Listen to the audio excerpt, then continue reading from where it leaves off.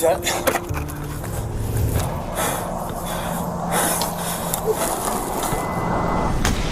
This sniper just took a shot at an armed fugitive holding a family of 5 hostage in their home. My family's being held hostage. The gunman, Joseph Anthony, is a man with a purpose. He has a vendetta, and he's going on a rampage, planning to kill his ex-girlfriend and multiple other people who wronged him in the past. Police don't know how far he's gotten on his list of targets, and if they don't capture him here, this family could be next.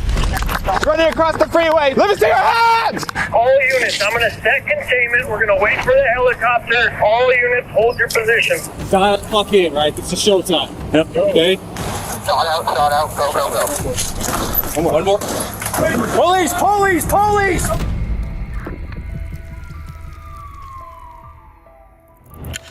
It's Thursday, September 9th, and the first sign that something is seriously wrong comes from an alarming 911 call. Sheffield 911, what is the address of your emergency? Leighton. So my brother, he's on the loose right now, and he threatened to kill his girlfriend a couple days ago. He just showed up at my house. What's your brother's name? Joseph Manhart. He has a firearm on him, and he is armed. Where is he?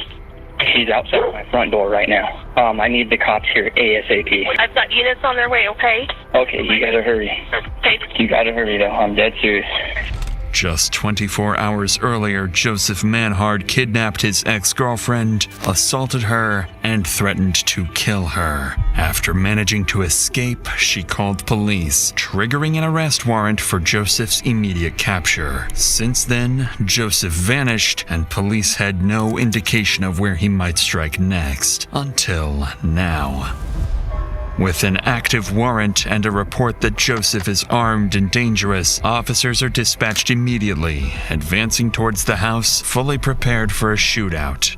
I've just talked to the homeowner. He said that if he didn't drive, the only place he could have went is hopped the fence and is barricaded in that shed that Swenson's got a view on. So he said the best way to go through is us just knock on the door, he'll let us in, we'll go through the house and clear the shed. Ready? We're ready. All right, I got it.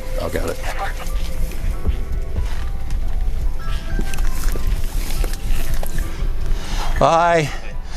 You want to show us where to go? Okay. And where's the shed? Just in the corner over there.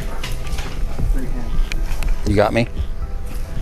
Yeah, let's I'm gonna have to go through and hit it and come swing it out wide. swing out wide and I can step in front. Okay.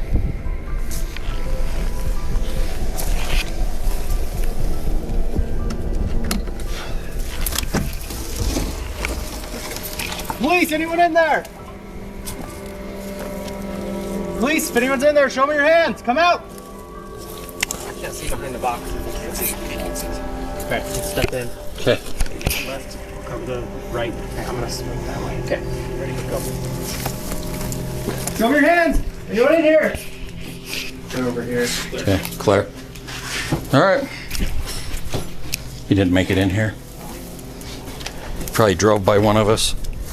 With no sign of the suspect, Joseph remains at large, and whatever he came here to do, he didn't finish it. So before officers leave the residence, they speak with Joseph's brother, trying to understand why Joseph showed up and what he might do next. What he tells them reframes the entire situation.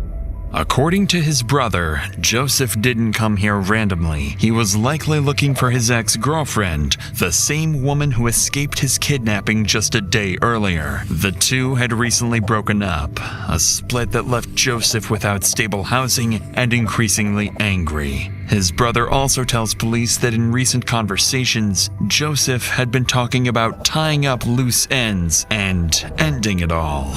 To officers, it begins to sound like Joseph isn't just running. He may be moving with intent, driven by a personal vendetta and targeting people he believes have wronged him. If that's true, it has never been more urgent to locate Joseph before he reaches someone else.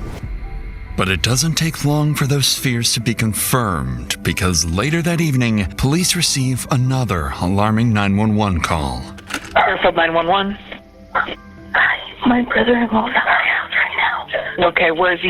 Is he outside? Yes, he's outside. Okay. Is he knocking on the door or what's he doing? He's in the front yard. They said they already have an APB out on him. Yes. Okay. I need to get here right now. Okay, we're on the way. Tell me exactly where he's at. She was out front. She was walking around out front. He's walking around.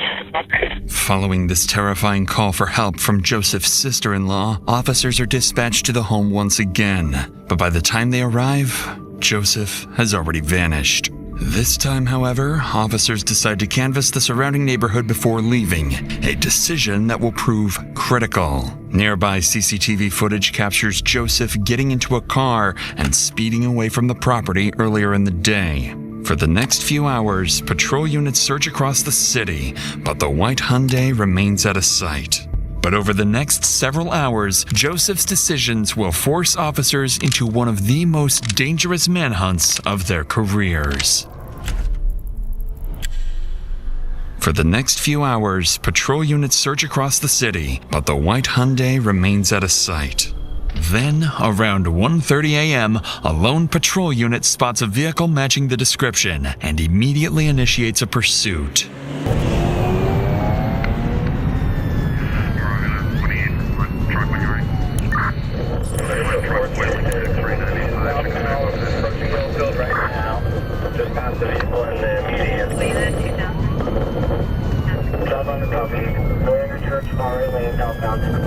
Just as the officer begins to close the distance, he suddenly loses sight of the car Joseph is believed to be driving. But just minutes later, as patrol units continue canvassing the area, one officer spots Joseph's car parked on nearby train tracks. With no way of knowing whether Joseph is still inside or hiding close by, the officer cautiously approaches the vehicle. Okay. He went right through there. Hey, I have civilians here saying that there's a car parked on the tracks at Building Hotel 3 on the southwest end. Can I get a couple more of this way? 31 headed that way. 13 It fills up to 76. I have visual on the vehicle. It looks like it still might be occupied. Not sure yet. South corner of Hotel 3. Looks like the vehicle might be abandoned. If we can start getting the containment close in, and then I can start my dog. The car turns out to be empty, and there's no sign of Joseph anywhere nearby. By abandoning the vehicle here, Joseph appears to have given officers an advantage. He's now on foot, without transportation. Police finally have a chance to corner him. But that window closes almost immediately, as just 20 minutes later, Joseph makes his next move. 911. Yeah, this is the utility trailer. I just had a lady walk in the front door, said her car was stolen and she was shot at. What kind of car? Got blood on her. We're in the area looking for this guy. Could she tell you quick what kind of car? What kind of car? Kia Optima. As dispatch gathers details from the call, patrol units across the area are alerted to be on the lookout for a stolen white Kia Optima, taken at gunpoint. At the same time, one patrol unit is sent to the scene of the carjacking to speak directly with the victim, where they'll learn just how close Joseph is to committing his first murder. Do you mind if I talk to you for a second, ma'am? Okay. Do you mind just telling me what happened? So I was sitting in my car and he was like, hey, do you have a cigarette? Or no, he asked me if I had a lighter, sorry. And I was like, yeah, and I only rolled down my window like this far, and I handed him my lighter, and then he was handing it back to me, and then he just shoved his arm in my window, and I just started rolling it up, and I started screaming, and he was like, I have a fucking gun, and then he pulled it out, and I just kept rolling up the window trying to scream, and then he just shot out the window, and then I just opened the door, and I said, you fucking have it, and then I just got out and ran. Okay. By this point, it's clear Joseph has lost control, and this woman is lucky to be alive. But that might not be the case for whoever crosses his path next. Because just minutes later, around 2 a.m., a patrol unit spots the stolen car speeding down the highway, heading toward Utah County. As soon as the pursuit begins, Joseph starts swerving across lanes, forcing other drivers to react and putting innocent lives directly in danger.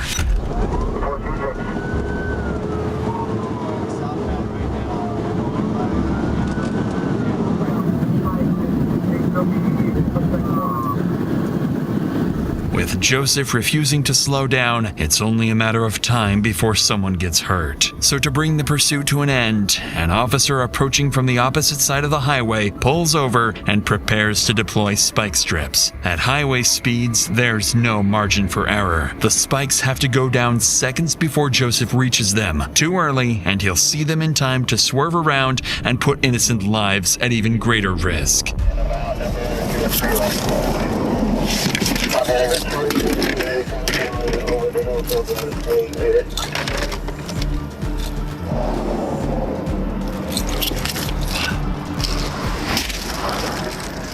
Good spikes, southbound Shepherd. Need a unit.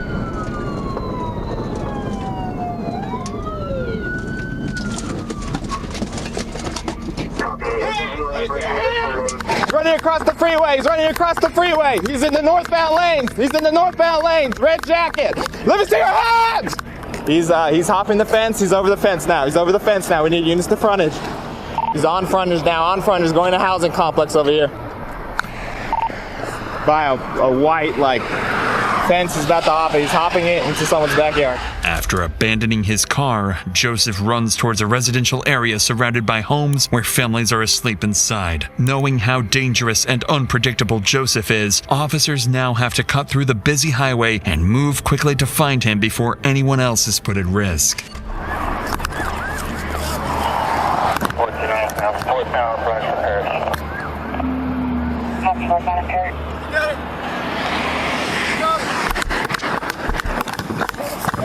No, he's behind that picket fence right there, whatever address that is. I don't know what the hell that is, but he's behind that.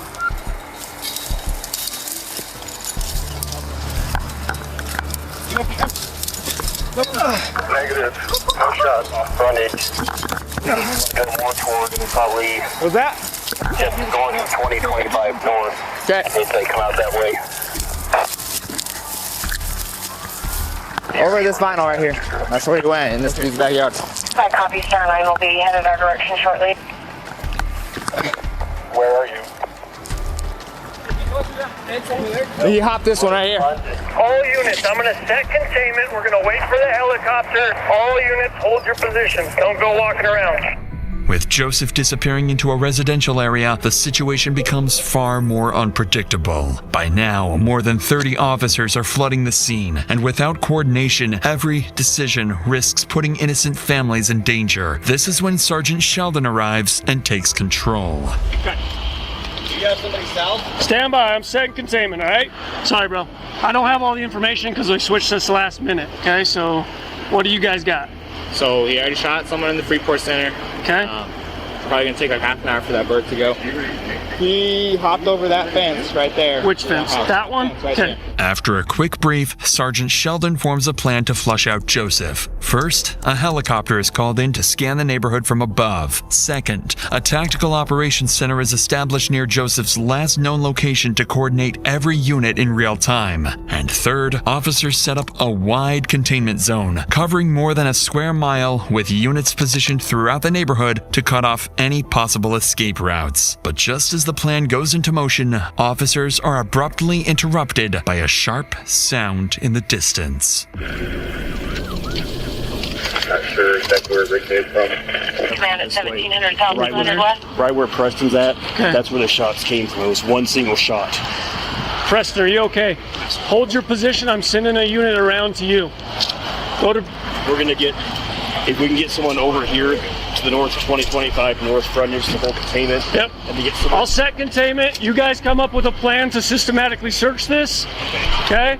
The gunshot confirms one thing immediately. Joseph is still in the area. But what officers don't realize yet is that the shot wasn't random. It was Joseph forcing his way into a nearby home. And in the next few hours, the situation will escalate in ways officers aren't prepared for. But before we get to that, approximately an hour after the gunshot was fired, the helicopter finally arrives and begins a full aerial sweep of the neighborhood. But Joseph is nowhere to be seen. On the ground, officers spread out searching for Joseph and cautiously prepare for an ambush. Forerunner?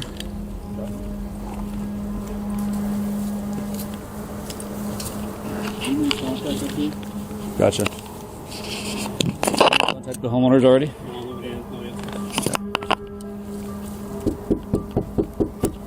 Bountiful Police! Hi, Bountiful Police. Did you guys get... Oh, sorry. We're just looking for somebody in the area. Your home is secure. We didn't notice anything suspicious. Okay, so you have white male, red shirt. You see someone like that, give us a call. If you find them, you see them, anything, give us a call. 911. All right, thank you. Sorry about that. No, you're good. Just make sure you lock your door. Who the hell is this guy with us? Driving me crazy. After more than 2 hours of knocking on doors and checking backyards, there's no sign of the suspect. Joseph's absence becomes increasingly unsettling, and Sergeant Sheldon quickly recognizes what it likely means. If Star 9 can't find him, we have a totally different situation, right? Because he potentially could be in any one of these houses. He could be taking people hostage. He could have broken in and it's unoccupied, right? So we have all of this shit that we're going to have to filter through. And that's going to have to take. How many houses are we looking at? Resources. I would estimate 8 on this side, 6 to 10 on this side. At this point, Sergeant Sheldon and his team are forced to consider multiple scenarios, including a barricaded suspect holding hostages inside. But they won't have to weigh those possibilities for long, because one phone call is about to answer that question for them. 911, what's your emergency? My family's being held hostage. Immediately after this, officers spread out and quickly locate the caller nearby, Chris Samuelson, a father who managed to escape the house just moments earlier. What he tells them is chilling. Inside the home, his wife, 2 daughters, and his daughter's boyfriend are still being held at gunpoint, and Joseph is inside with them. With this new escalation, Sergeant Sheldon knows this is now beyond the scope of a standard response and prepares to bring in specialized tactical support. All units, priority traffic. All units, priority traffic. We have information from a citizen leaving a house. Oh, jeez. Let's move. All Bountiful SWAT, return to talk. All Bountiful SWAT, return to talk. Victim's wife, daughter, and daughter's boyfriend are all on the couch. Suspect was sitting in a chair just behind the couch. Daughter, he has another daughter that is sleeping downstairs that should be waking up in the next couple of minutes. Suspect gained access to the house through an unlocked window in the basement. After SWAT teams arrive and are quickly briefed on the situation, they begin coordinating their next steps, preparing to establish containment and open negotiations with Joseph. But before a plan can fully take shape, someone is spotted exiting the back door of the Samuelson home. He should be. Coming out from one side. So they're FaceTime. You say female coming out one side? So, okay. Miraculously, the daughter who'd been sleeping in the basement somehow managed to slip outside without Joseph ever noticing. And without realizing it, Joseph's hostage count is now down to 3. With that update, commanding officers begin reassessing the situation in real time. They review everything Joseph has done over the past 36 hours and determine that he has shown a complete disregard for human life and willingness to escalate when under pressure. Based on that assessment, commanders make a critical decision. SWAT teams are authorized to use deadly force if a clear opportunity presents itself. From this point forward, the priority is clear. Protect the hostages at any cost. Dial the fuck in, right? It's a showtime. Yep. Okay? Dial in, make sure we're squared away. Salt Lake City's in town as well. Now, let's do it press check. Back out, do it again. Go. So, we're throwing a bang as soon as the door gets open. Okay. Suspect. I don't know where we're going yet. Hold on. So go be by Burnett. Oh, we're doing any hinge left. Everybody see this? Right? Facing east. Garage is on the right. That's where the man door is going to be. That's going to be our secondary. Okay? Front door opens in. This is the living room we got set up. This is the kitchen area. Okay? Everybody good with that? Wrong side on that. Yep, the wrong side on that. Right. All right, Phil Breach, we're going to practice to the right. Is it behind the stairs? Now wait, if daughter snuck out window, that means the bottom window is open, right? This is the fastest way to get in. It's the fastest way. We have a flashbang. We're going to reset a Zulu loop and come in. Let's keep practicing. Wherever he's at in this room, you guys are going to fucking Okay. 2 bangs. 2 bangs? Want to do 2 bangs? No, 1 bang. Just one? Just 1 bang. With deadly force authorized, a coordinated plan is put into motion, one designed to end the threat and extract the hostages safely. A sniper will be positioned nearby, ready to take Joseph out if he's exposed and a clear shot presents itself. At the same time, negotiators will make contact with Joseph, work to slow him down, gain compliance, and convince him to release the hostages and surrender peacefully. If that fails, they have one secondary objective: get Joseph to step outside. Because if he does, even briefly, it could create the opening the sniper needs. With 3 innocent lives at risk, there's no room for error. One wrong move, and everything ends tragically.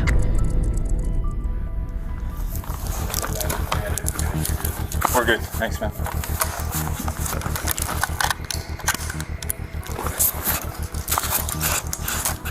The officer assigned as the sniper is Jared Tadahara, a long-serving police officer who moved from patrol and street crime work into a specialized SWAT sniper role. After arriving on scene, Tadahara conducts a quick tactical assessment and moves into a nearby house facing the Samuelson home. From here, he has a clear view of the backside of the house, a position that allows observation without being easily visible to the suspect and provides a safe distance to avoid interfering with perimeter officers. But Tadahara isn't working alone. Every sniper has a spotter, a second officer responsible for range calculations, wind assessments, and most critically, confirming that the shot is clear before Tadahara pulls the trigger. Across the street, negotiations continue. For the past 3 hours, officers have been trying to reason with Joseph, urging him to surrender and release the hostages. But Joseph refuses. He won't let anyone go, and threatens to kill the entire family if officers attempt to force entry. With 3 people at fatal risk, a precise sniper shot becomes the only way to end the standoff before it turns deadly. But before Officer Tadahara gets that opportunity, he receives crucial information that makes things a lot more risky. Is there differences between suspect taken? Suspect appears to have shorter, wider mouths. Okay, a slightly rounded face. Okay. If suspect has a mustache to be a key thing, that would be. Unfortunately for Tadahara, the situation just became far more complicated. One of the hostages inside is a male who closely resembles Joseph. One wrong shot and an innocent person could be killed.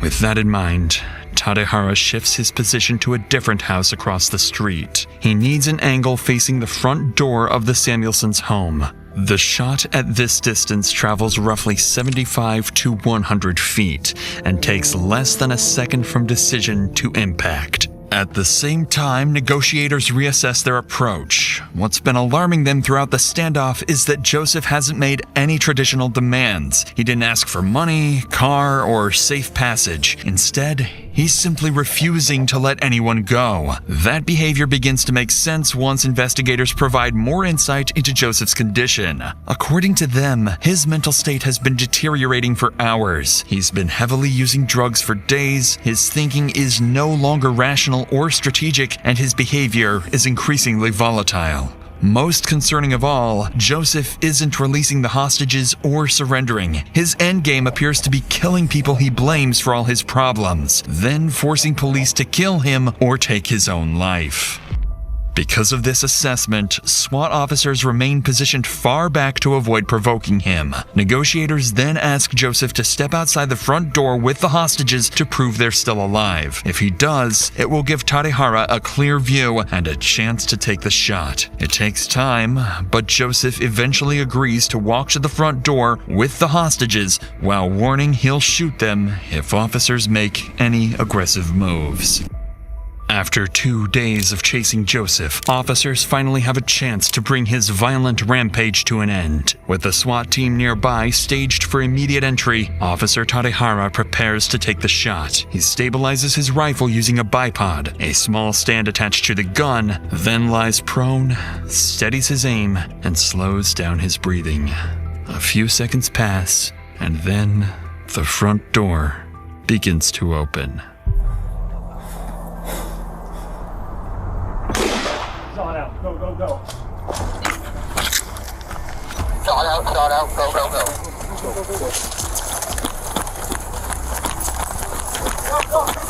Go, go, go, go, go. Go, go, go. Enter.